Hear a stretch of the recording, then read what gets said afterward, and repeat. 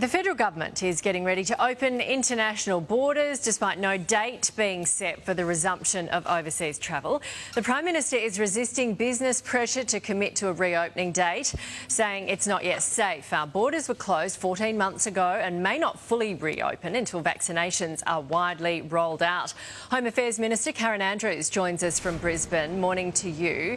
What's Border Force doing to get ready for when that green light is given by health authorities and the government? Well, good morning, Nat. And Border Force is doing a lot of work to make sure that as soon as we get the medical advice that it's safe to open our borders, we will be in a position to do so immediately. So one of the things that we're doing is extending the program for airline liaison officers. So it's $7.6 million in funding from the federal government for 22 officers. They will have responsibility for working with travellers who are seeking to come back or to enter Australia, to make sure that they have the right documentation, they have everything that they need to be able to come back into Australia. That's on top of the work that they already do to make sure that people who are coming here have the documentation that they need, such as the right passports. They have done a lot of interception work to make sure that they are picking up fake, counterfeit documentation. But with the reopening, their priority will be to make sure that people have all the documentation they need to be able to enter Australia.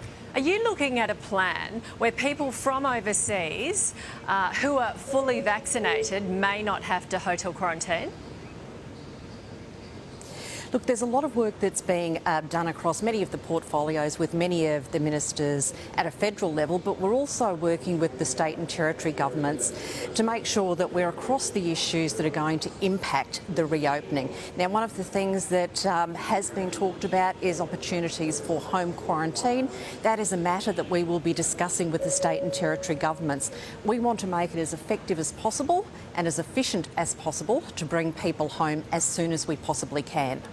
OK, there's a survey out in The Age today that's revealed a third of adults are unlikely to be vaccinated. That seems like a large amount. The reasons they're giving is that there's no rush and there are side effects. Now, the no rush line was rolled out by your government for weeks and weeks and weeks leading up to this vaccination program. And now the side effects are a big concern for a lot of people. What's your government doing to alleviate those two issues? Well, I understand. I really do understand people's concerns about anything that's new, and that includes a vaccine. However, the medical advice is that the vaccines are safe, that the risk of getting COVID is far greater than the risks of an adverse effect from the vaccine. So on that basis, we as the government are encouraging people to get vaccinated at the earliest opportunity. But do you think we need some kind of big campaign? Because the message obviously isn't getting through. This is a survey and lots of people are saying, no, I don't want it. Look, there has been some campaigns that have been run by the federal government, and I believe the states are also looking at what they can do to encourage people to go into the vaccination centres that are now being opened right across the country. I would say to all Australians, it is time for you to go out and get vaccinated. Do that as soon as you possibly can. Protect yourself, protect your family, protect the rest of Australia. Karen Andrews, thank you for your time.